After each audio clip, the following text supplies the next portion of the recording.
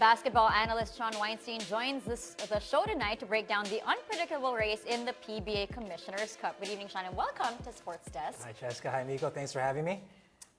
All right. Well, obviously, when it comes to an import conference, it's so different from an all-Filipino conference where you just really don't know who will be at the top of the standings. And this year we've had Meralco on top of the standings. And how long do you think they can hold on to this, considering that they've lost 2 straight games?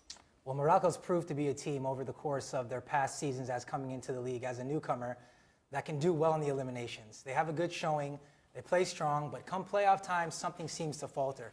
If this team can come together, I mean, Norman Black, a new coach coming in, experience winning championships and with Ateneo and some teams before in the PBA, then they might have a chance to prove something, especially with Josh Davis in the mix.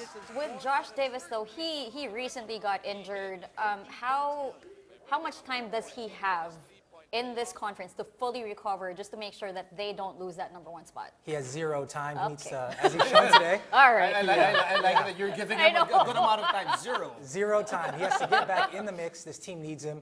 He hit the game winner in their game against Global Port. Amazing shot. Going to the right, left-hand floater.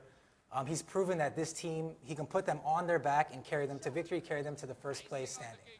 I find it interesting, Shawn, we were talking earlier, trying to identify the key players for this team. And you did not mention Josh Davis, their import. You did not mention Gary David, their local leading scorer. Instead, you mentioned Cliff Hodge, for instance. Now, why is Cliff Hodge so valuable to this team? Cliff Hodge is important to me because he brings the energy defensively. You need a guy who's going to do things that don't show up on the stat sheet. Dive on the floor, take a charge, get the players rally to make a big run. And Cliff Hodge is that guy for the Meralco Bolts. And then you also mentioned Mike Cortez. Of course, Cliff Hodge mans that undersized front line. Mike is their point guard. I mean, why is Mike valuable to this team? The point guard is the captain of the ship. And Mike Cortez, being a veteran and having experience in the PBA, he's really going to get these guys under control. And come crunch time in a big game, he can rally his troops. Hey, guys, we got to make a big stop. We got to get a bucket on this next play. Let's get the ball to Josh Davis. We know what Josh Davis is going to give us. So it's Mike Cortez and Cliff Hodge that can provide the extra X-factor type of things for this team to be successful. All right, in Rain or Shine, we have some usual suspects when it comes to Rain or Shine. Paul Lee, Gabe Norwood. Well, their previous import, Arizona Reed, who actually fit in really well with their system, is now with a different team. How do you think Rain or Shine will be performing in the next few games, especially when an import that really knows their system is with a different team right now? Rain or Shine is so dangerous. Coach Shane does a tremendous job getting his team together and saying, look, we're not going to do the orthodox substitution system. Everyone can play. At any given time, it could be your time to shine. So you must be ready. And if you're not ready, then he's going to go to the next guy. And this has proven successful for this Rain or Shine team. And other teams fear Rain or Shine because they're physical. And no one wants to go against Extra Rice, J.R. Kenyahan, Bo Belga, Ryan Aranya, because these guys will punish you. J.R. Ibanez. I mean, so these guys, other teams know that these teams can be very dangerous. So Rain or Shine, these next couple games, is going to prove that. Who are the 2 most dangerous players in Rain or Shine? Dangerous players, I say Jeff Chan and Paul Lee. I say most important would have to be Paul Lee and Gabe Norwood. Okay. Gabe Norwood brings you in a dimension where he can guard any position.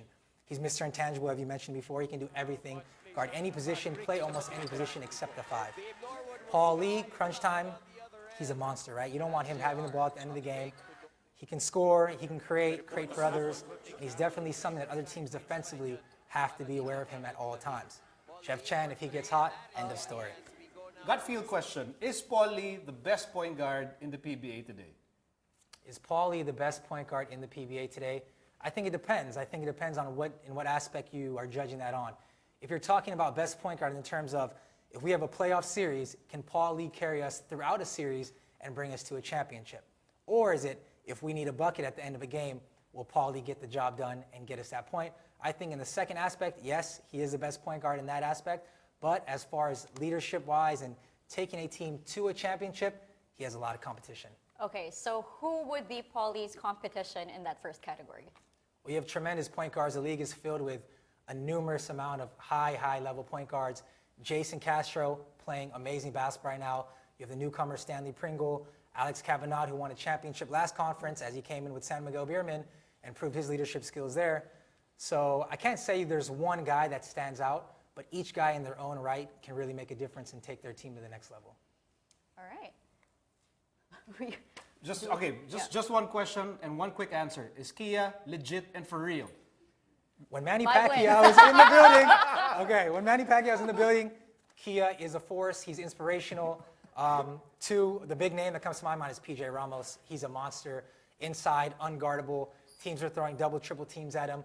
Now the outside shooters have ability to hit these open threes, and it's propelling Kia to get some wins. All right. Thank you for joining us, Shawn. Hopefully, we see you back in the studio. This won't be the last time. I hope not. All right. Great.